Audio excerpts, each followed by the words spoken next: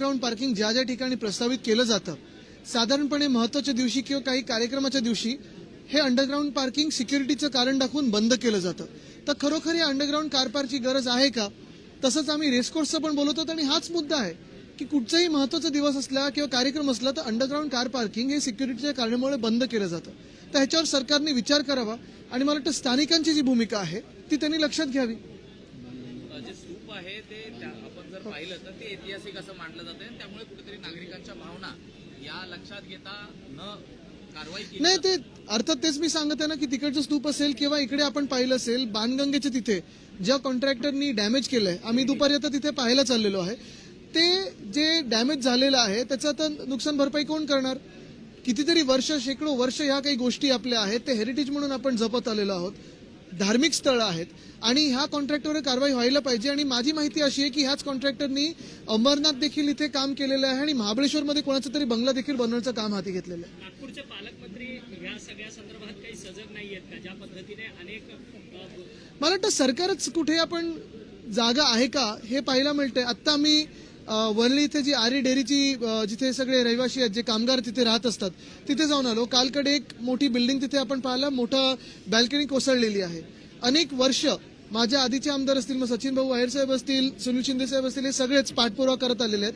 आमचं सरकार असताना थोडी डागडुजी तिथे आम्ही करण्याचा प्रयत्न केला आणि नंतर एकंदर तिथून ते रहिवाशांना हलवण्याची ही भूमिका होती.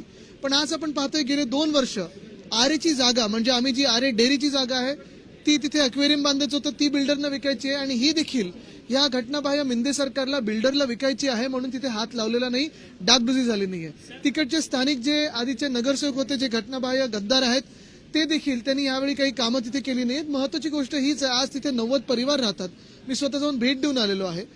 वारंवार पाठपुरावा केल्यानंतर देखील तिथे दाखवलं जातं की फंड अलॉट केलेला आहे, पण तो फंड गेला कुठे हा प्रश्न आहे. तो भ्रष्टाचार आम्ही लोकांसमोर आणूच, पण आमची मागणी ही राहील की त्या 90 परिवारांना त्वरित तिथून हलवून स्थलांतरित करून दुसरीकडे घरं द्यावीत. मला वाटतं घाटकोपरमध्ये घरं आहेत, बँड्रामध्ये घरं आहेत याच खात्याची, त्यांनी तिथे घरं द्यावीत आणि ही मागणी आमची ठाम आहे. सर, मदतीचा हात एकनाथ असे बॅनर्स जे आहेत ते संपूर्ण मुंबईभर नाही तर राज्यभर लागलेले आहेत.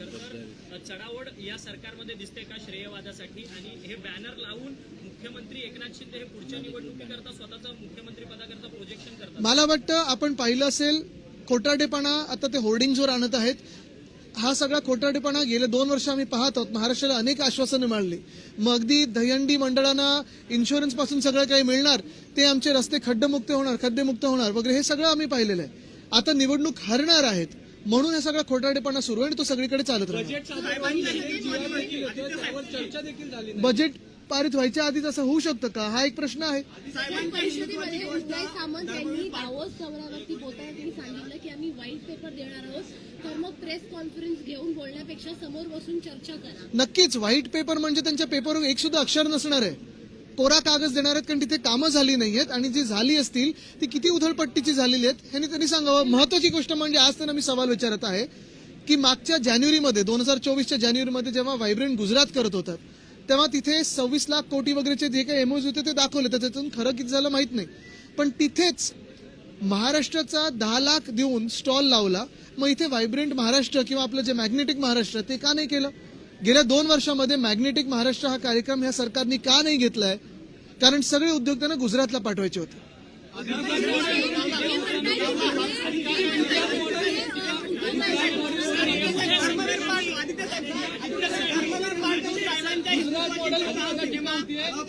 नक्कीच त्या हिंदुत्वामध्ये राम मंदिरात गलती कशी झाली हे देखील दाखवावं.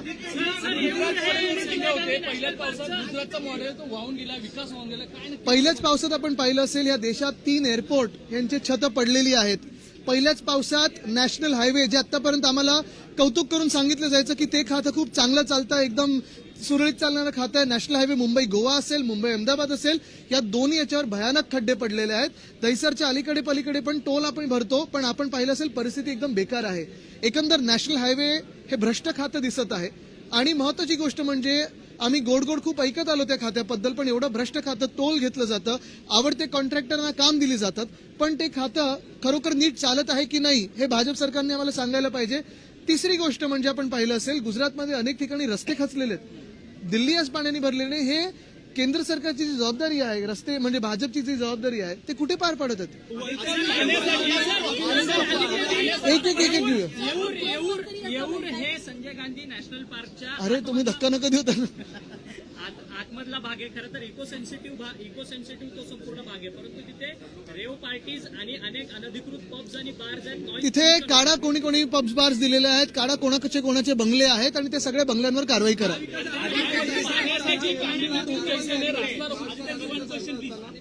अनेक बंगल्यांवर कारवाई झाली होती, मात्र नंतर ती स्थगिती आणण्यात आली. त्या तेच आम्ही सांगतोय, सगळ्यांचे बंगले कोणाचे काढा, तिथे जगजाहीर ती यादी करा आणि त्याच्यावर कारवाई करा. लिपिक पदासाठी आज परीक्षा घेण्यात येत होती, मात्र तांत्रिक अडचणीमुळे आज परीक्षा रद्द करण्यात आली. आता विद्यार्थी आहेत ते त्यांच्या परीक्षा आजच घेण्यावर ठाम आहेत. मला तुम्ही सांगा, या देशामध्ये आत्ता हे सरकार केंद्रात बसल्यानंतर, भाजपचं सरकार बसल्यानंतर, एनडीए सरकार बसल्यानंतर आणि महाराष्ट्रात देखील एक तरी परीक्षा नीट झाली आहे का? मला ते लिस्ट विचारतात की कुठले कुठले उद्योग गुजरातला गेले त्याची यादी द्यावी. केवळ मंत्री ते आहेत आणि त्यांचे काय उद्योग चालतात हे त्यांनी जगाला सांगावे.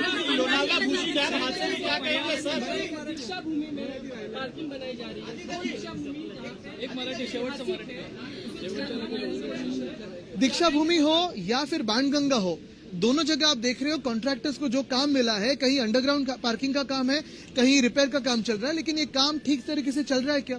क्यों वहां के स्थानिक जो लोग हैं वो आंदोलन कर रहे हैं? अगर दीक्षा भूमि की बात करें तो अंडरग्राउंड कार पार्क जो होता है, काफी बार ऐसे होता है कि अंडरग्राउंड कार पार्क सिक्योरिटी सुरक्षा की वजह से जो महत्वपूर्ण दिवस होते हैं, दिन होते हैं, उस दिन बंद किए जाते हैं. तो फिर इस कार पार्क का क्या महत्व है? और दूसरी बात रही बाणगंगा की, ये जो कॉन्ट्रैक्टर है उन्होंने कहाँ कहाँ काम किए, किसके लिए काम किए, उसकी एक जरा जांच कीजिए. School students from 5th class 5th were taken to the RSS founders memorial. They were being taught about the RSS ideology, about RSS founder also. आपको लगता है ये गलत है ये पार्ट? मुझे लगता है कि पॉलिटिकल अवेयरनेस हर एक की पार्टी का होना चाहिए, और जो भी पॉलिटिक्स में आते हैं, whoever comes into politics, school students in civics should be taken to all offices, not just one. Every office you can take them. त्यामध्ये खेळाडूंचा उल्लेख देखील करण्यात नाही आला. बोर्डावर असलेल्या भाजपच्या पदाधिकारी वेगळे आहेत, त्यांच्या मुलांचं अभिनंदन करतो. ना आता ह्याच्यात म्हणजे आपण हेच पाहिलं असेल, नशिबाने तरी आता बहुमताचं सरकार नाहीये, नाही तर खेळाडू दिसलेच नसते, एकच चेहरा दिसला असता. इथून लोणावळ्यामध्ये आपण बघितलंय कृषी कॅम्पमध्ये 5 जण वाहून गेले थोड्या प्रमाणामध्ये. एकंदरीतच कायदा सुव्यवस्था किंवा नियोजनाची कमी आहे असं मला वाटतं हा पर्यटनाचा विषय नाही, हा कायदा सुव्यवस्थेचा विषय आहे. आणि गृहमंत्री नक्की करतात तरी काय, हा प्रश्न आहे. कालकडे मी पाहिला, आता एक व्हिडिओ कुठेतरी आलाय पुण्यामध्ये, खोटे पोलीस म्हणून कोणीतरी रस्त्यावर फिरत होतं बंदूक घेऊन. ती खरी होती की खोटी होती, म्हणजे हे वर्ल्ड कप जिंकल्यानंतर हा विषय आहे ना महत्वाचा. पाण्यासाठी रास्ता रोको केला, जनता आता तुमच्या भेटीसाठी येणार आहे. 4 महिन्यांपासून कमी दाबाने पाणी पुरवठा. मला भेटायचं आहे त्यांना, कारण हे कमी दाबाचं पाणी आमच्या वरळीत पण आहे, सगळ्याच मतदारसंघात आहे. कुठे ना कुठेतरी मुंबई महानगरपालिका, जिथे आता लोकप्रतिनिधी नाही आहेत, नगरसेवक नाही आहेत, महापौर नाही आहेत, ही सगळी खाती चालत आहेत नगर विकास मंत्री म्हणजे घटनाबाह्य गद्दार मुख्यमंत्र्यांच्या खात्यातून. आता मुंबईवर एवढा राग का आहे की आमच्या रहिवाशांना पाणी मिळत नाही? आपण पाहिलं असेल, मार्च, एप्रिल, मे साधारणपणे गेले 30-35 वर्ष 5%, 10% कट लावून, कारण लोकसंख्या वाढत चाललेली आहे. पण दबावाचं पाणी किंवा वापरायचं कसं पाणी हे या घटनाबाह्य मुख्यमंत्र्यांना माहिती नाही. त्यांचे ते काय डीप क्लीनवर उधळपट्टी केली पाण्याची. आता मुंबईला पाणी टंचाई जाणवत आहे. दुसरा प्रश्न हाच राहील की जो आम्ही प्रकल्प सुरू केला होता डिसॅलिनेशनचा, तो आतापर्यंत पूर्ण झाला असता आणि मुंबईत पाणी टंचाई झाली नसती, त्या प्रकल्पाचं काय झालं?